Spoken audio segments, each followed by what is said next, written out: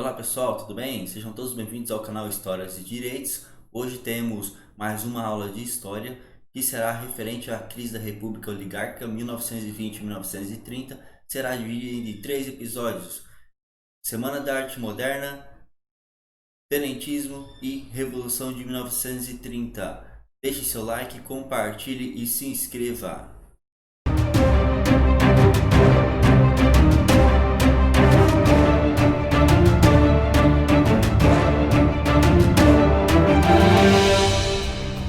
Muito bom, pessoal. Estamos aqui então no episódio 1 da nossa aula, né? Essa aula que será dividida em 3 tópicos então, e esse tópico nós falaremos sobre a Semana da Arte Moderna, mas também estaremos falando sobre a sociedade brasileira, a transformação dessa sociedade brasileira, né? Lembrando que o foco da nossa aula é representar o declínio da República Oligárquica, né? O declínio que começa por volta de 1920, vai até a Revolução de 1930. Então esse declínio ele é marcado por alguns conflitos que vão acontecer, principalmente ali, vamos dar ênfase ao movimento tenentista, que será o próximo bloco, né, o tópico 2, e consequentemente a Revolução de 1930, ok? Hoje nós falaremos sobre então a Semana da Arte Moderna e como que essa sociedade brasileira está sofrendo com a transformação mundial. Por quê? Ao mesmo tempo que nós temos uma transformação voltada lá às inovações industriais, nós também temos no Brasil acontecendo algumas inovações por conta ali, né, de importações e tudo. Enfim, né, vamos então falar sobre o primeiro ponto, a Semana da Arte Moderna. Quando acontece? Fevereiro de 1922, na cidade de São Paulo. Né? É um movimento cultural artístico, certo? E ele vai apresentar, né, o objetivo dele era apresentar as inovações desenvolvidas na Europa. Entretanto, lá os nossos artistas brasileiros, né, os nossos artistas, eles quebram esse paradigma que existia entre a elite de trazer coisas da Europa, e agora eles vão dar, durante essa Semana da Arte Moderna, eles vão trazer uma valorização da cultura nacional. Eles querem trazer uma construção de uma identidade. Nem podemos às vezes falar de construção de uma identidade, mas apresentar essa identidade brasileira para as pessoas, que futuramente essa identidade ela vai ser transmitida para todo mundo, ok? Então, eles trazem a arte com características próprias do Brasil, tá? Então, o que acontece? Quais são esses eventos durante a Semana da Arte Moderna? Serão conferências, leituras de poema, apresentações musicais, exposições de artes plásticas, né? Entre esses artistas nós temos são vários artistas, entre eles, né? Eu elenquei alguns, por exemplo, como poetas lá, o Oswaldo de Andrade, o Mário de Andrade, tá? Cassiano Ricardo, pintores, Anita Malfatti, Tarsila do Amaral, de Cavalcante, o músico Heitor Villa-Lobos, entre outros artistas que vão apresentar, tá bom? Eu quero já mostrar para vocês que isso vai ter uma reação negativa por conta da elite. A grande elite conservadora dos costumes, né, e culturas europeias, eles não vão aceitar isso daí, tá? Essa elite conservadora não vai aceitar, será duramente criticado. Eles vão criticar isso daí, essa inovação por parte da arte, mostrando a verdadeira identidade brasileira, tá? Alguns ainda vão jogar objetos nesses artistas aí como forma de repúdio, ok? Então isso será aceito por poucos durante essa demonstração. Lembrando que quando nós falamos da Semana da Arte Moderna, nós estamos falando de uma cultura que vai ser mostrada, né? E que uma pequena parcela dessa população que vai presenciar essas amostras, porque é a elite, né? A elite que tem, ela, digamos que ela tem um conhecimento maior sobre a questões de cultura. O restante do povo é um povo simples, um povo que ainda está se adaptando a esses modos, né, de vida que estão acontecendo no Brasil, beleza? Então, durante nós temos, além da Semana da Arte Moderna, nós temos um outro evento importante que vai ser a primeira transmissão radiofônica, tá? Que vai acontecer em 7 de setembro de 1922, tá? Essa transmissão radiofônica ela vai trazer uma forma de comunicação a mais para o Brasil, que será, nós tínhamos os jornais escritos, agora nós temos o rádio, né, essa transmissão radiofônica acontecendo aos poucos, tá? A inauguração dela vai ser posta pelo discurso do presidente Epitácio Pessoa, presidente em exercício Epitácio Pessoa, e vai ser durante a inauguração da exposição do centenário da independência.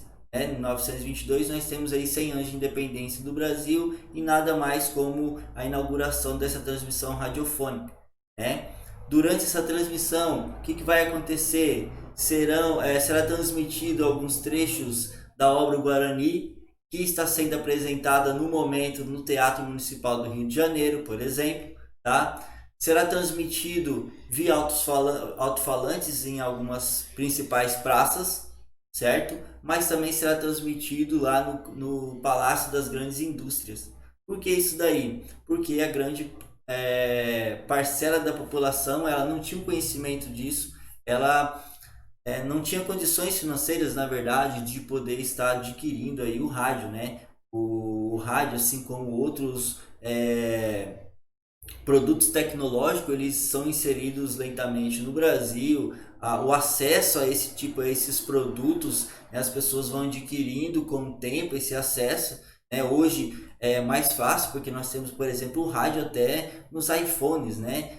Então, veja como que funcionou essa evolução, tá joia? Bom, aí nós temos essa sociedade brasileira em transformação. Como que é essa sociedade brasileira em transformação? Então eu já falei da transmissão radiofônica, né? É um tópico dessa transformação, né? A sociedade brasileira ela vem passando por várias transformações, desde que nós temos um projeto muito grande de imigração no Brasil, certo? A história ela nos traz alguns dados aproximados aí entre 1880 e 1930, por exemplo, nós temos 33 milhões de pessoas.